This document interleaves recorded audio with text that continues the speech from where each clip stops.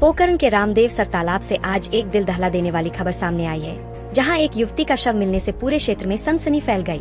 घटना की जानकारी मिलते ही पुलिस प्रशासन में हड़कंप मच गया और मौके पर पहुंचकर हालात का जायजा लिया गया। शुरुआती जांच में इस मामले को प्रेम प्रसंग से जोड़कर देखा जा रहा है। हालांकि पुलिस हर एंगल से जांच में जुटी हुई है। वहीं युवती के शव को अस्पताल की मोर्चरी में रखवाया गया, जहां सर्व समाज के लोगों की भारी भीड़ जमा हो गई और माहौल गमगीन व तनावपूर्ण बना रहा। मामले की गंभीरता को देखते हुए डिप्टी भवानी सिंह पुलिस जाब्ते के साथ मौके पर पहुंचे और निष्पक्ष जांच का भरोसा दिलाया। पुलिस का कहना है कि पोस्टमार्टम रिपोर्ट आने के बाद ही मौत के असली कारणों का खुलासा किया जाएगा। ये बता रहा हूँ कि मेरे अंकल यहाँ रहते हैं पोकरण के अंदर, तो वहाँ से 2-4 लोगों ने, उनकी मम्मी का कहना है कि लोगों ने 2-4 ने वहाँ से अगवा किया है। उसके बाद में विदिन 30 सेकेंड भाग करके पुलिस थाने गई। पुलिस थाने मेरे को धक्का देकर के बाहर निकाला गया और उसके कई दिनों बाद पुलिस को पता चला कि उसका लाश मिली है तालाब के अंदर। और पुलिस अभी भी कह रही है कि उसने अपने आप सुसाइड किया। पुलिस का ये कहना है, मैंने तो अभी सुना है इधर उधर, पुलिस कह रही है कि बच्ची ने अपने आप जाकर के सुसाइड किया है, इसमें किसी का कोई नहीं है। बच्ची के साथ बलात्कार हुआ है और उसी के कारण बच्ची को वहाँ से उठाया गया है कुछ लोगों ने। अब किसका नाम है, पुलिस ने किसको पकड़ा है, क्या किया है, और जैसे जैसे भीड़ बढ़ रही है पुलिस ऐसा बयान कभी कुछ दे रही है, कुछ दे रही है कि वीडियोग्राफी ला रहे हैं, ये कर रहे हो। आप वहाँ बच्ची का वीडियोग्राफी कर रहे थे क्या, या बच्ची का पहले पता था कि वहाँ सुसाइड करने वाली है?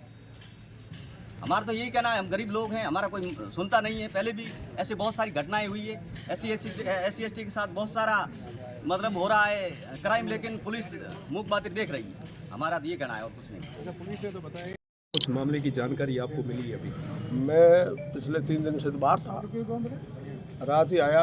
कल आपकी सूचना पे मेरे को पहले सूचना मिली, तो मैंने तत्काल पुलिस DSP साहब से बात की, भवानी सिंह जी से।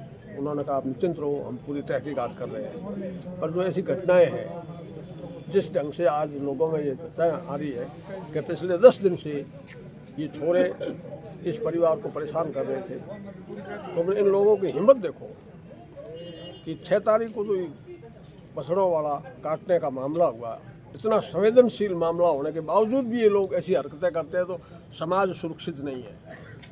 मैं पिछले लंबे समय से कहता आ रहा हूँ, और आज भी 2 टूक शब्दों में कि ये जो इतने दिन तो गाय काटने का काम है, अब बहन बेटियों को ये सुरक्षित नहीं रहने देंगे। ये लोक जिहाद का मैटर है, और एक नहीं है हिंदू समाज का, तो हर लड़का ठीक है, एक आध कोई हो सकता है, मैं नहीं कह सकता। बाकी इस सनातन में तो इस चीज़ को बहुत पवित्रता से देखते हैं, और इन लोगों का तो कुनबा इसीलिए बना है, ये इस कामों के लिए बना है, अधर्म के लिए जो एक कुनबा होता है जिसको, तो ये ऐसे काम करेंगे। इसलिए समाज को सचेत हो जाना चाहिए।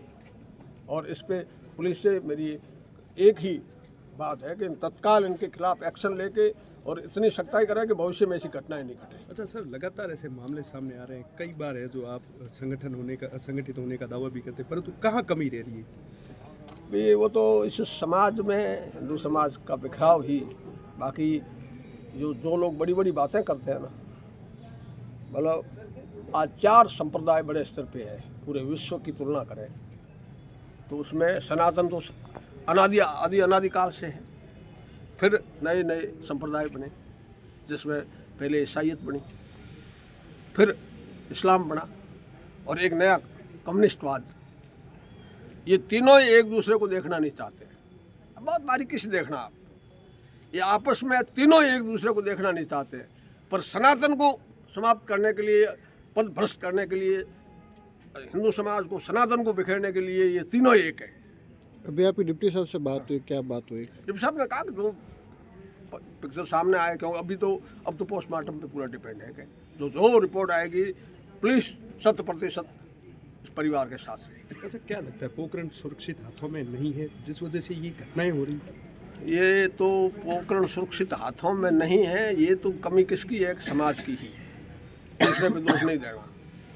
मैंने खुले मन से कहा था कि ये लोग तो कितने हैं, 50-52 हज़ार है, 55 हज़ार है, और टोटल वोटों में बाकी वोट किसके हैं? फिर भी ये लोग क्यों जीतते हैं? और जब समाज संगठित होता है, नज़दीक नहीं लगते, तो समाज को सोचना चाहिए कि समाज को, पोकरण को सुरक्षित करने के लिए क्या करना चाहिए। ये मेरा करबद्ध समाज से निवेदन है, क्योंकि मैं तो बहुत कठोर कहता हूँ और अन्याय में किसी के साथ नहीं बढ़ेगा।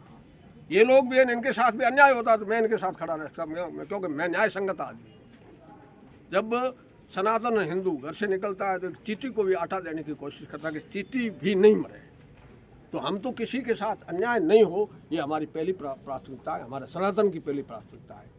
इसलिए समाज को सोचना चाहिए कि हमारे को सुरक्षित रहने के लिए क्या करना चाहिए, ये समाज। पुलिस ने मामला दर्ज किया था, वो अपहरण का नहीं दर्ज करके लापता का दर्ज। उसमें थोड़ी सी गलतियां हुई है कि उस टाइम तो महिला, उस बच्ची की माँ अकेली थी, पता नहीं उन्होंने क्या कहा पुलिस को क्या नहीं। अब अपन अज्ञात में तो क्या कह सकते हैं, मुझे तो पूरा प्रकरण अभी सामने आया है। बाकी उस टाइम यदि नामजद रिपोर्ट दे देते तो हो जाती दर्ज, लेकिन पुलिस ने फिर वो कहा कि मेरी बच्ची गायब है, तो उस हिसाब से हो गई। क्या हुआ कैसे, वो दूध का दूध पानी का पानी सामने आ जाएगा।